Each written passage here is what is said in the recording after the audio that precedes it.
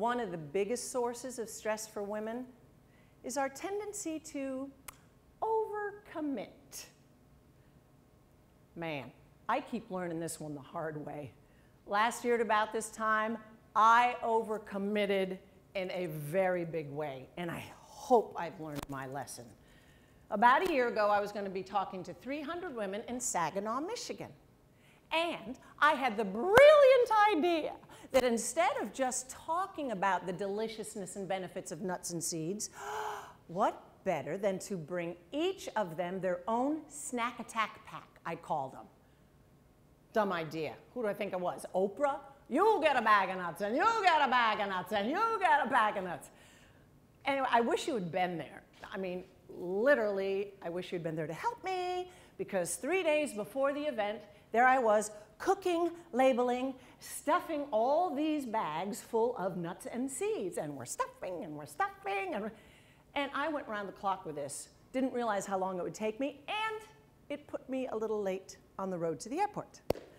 All right, a lot late. But I was making up time on this hour and 15-minute drive to the airport when traffic jam. It's okay, we're okay, you're okay. I'm talking to myself like I'm in labor. Breathe in, breathe out, deep breath in. And I'm inching along, and I finally get to long-term parking, which will always be renamed long way to go parking in my head. So I quickly lug this 40-pound suitcase full of nuts out of my car. I'm teetering on my cute little heels that don't seem so cute anymore, and I'm looking for the monorail. Now, where's that monorail? Where is that monorail? Have you ever had one of those dreams, awful dreams, where you have to go someplace really important and you're running really, really late, and you can't find your pants? Well, you look all over the place for these bleeping pants, and they're not there. That's what it felt like looking for this monorail. I went up one floor, it wasn't there. I went down 2 floors, it wasn't there either. I went back up around, and I finally find the monorail, and I get on, and we go stop by automatic stop to the terminal. Okay, we're cutting it really close now, you know, and I'm talking to myself. I'm like, this is not your reality. This is only perception. You only create what you think of. You finally get to the terminal, and I go walking at roller luggage top speed to the counter to check in. I'm sorry, it's too late to check your bag. What? Maybe they'll take it at the gate.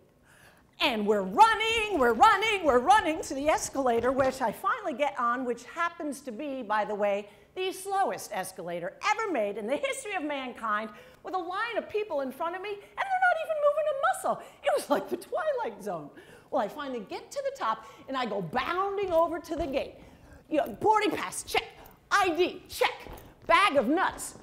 I'm sorry, that's too big to check in here. What? And so I go sprinting back to the down escalator, which seems slower than the first one, and longer too. It's taking me down 1 floor too many. And I see my ticket agent. I'm like, there she is. Wait for me. I have to talk to you. And I go back up 1 floor, tearing around, re-injuring a hamstring. True story.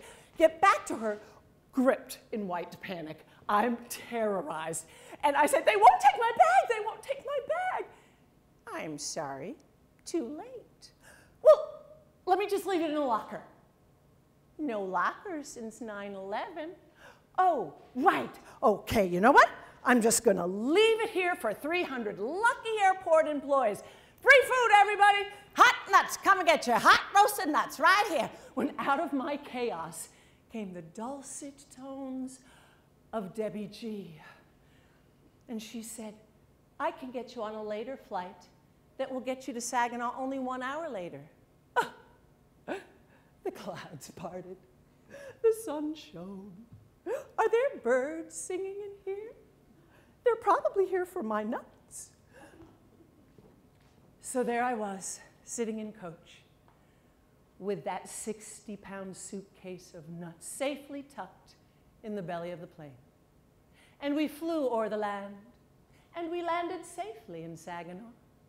And as I'm sinking back into that hour-long taxi ride to the hotel, exhausted starving. Of course, I haven't thought to pack my own snack attack pack in my pocketbook. We get to the hotel, and I go staggering around to the popped trunk, and no breath, no suitcase. That evil bag of nuts was circling at baggage claim back at Saginaw Airport, probably saying, "Ma, Ma, where are you, Ma?" I just wanted to give up. But I couldn't. I had done so much. I had come so far to get these friggin' snack attack packs to these 300 women who probably had nut allergies anyway. But I couldn't give up. I had to make one last effort. So, $70 more to the taxi driver, 5 hours of travel, 3 escalators, and 1 pulled hamstring later, I got my nuts to Saginaw. And they were a hit. And 300 blissfully unaware women swore they would never travel without them again. Oh, and my booking agent was thrilled. She was like, "Oh, you've got to do this again. It was such a hit." Now, there are lots of takeaways from the story. The first one being, do not overcommit. Don't bite off more than you can chew. The second one being time management. Always leave an hour earlier than you think you need to leave. And the third and most important one, use FedEx when it absolutely positively has to get there overnight.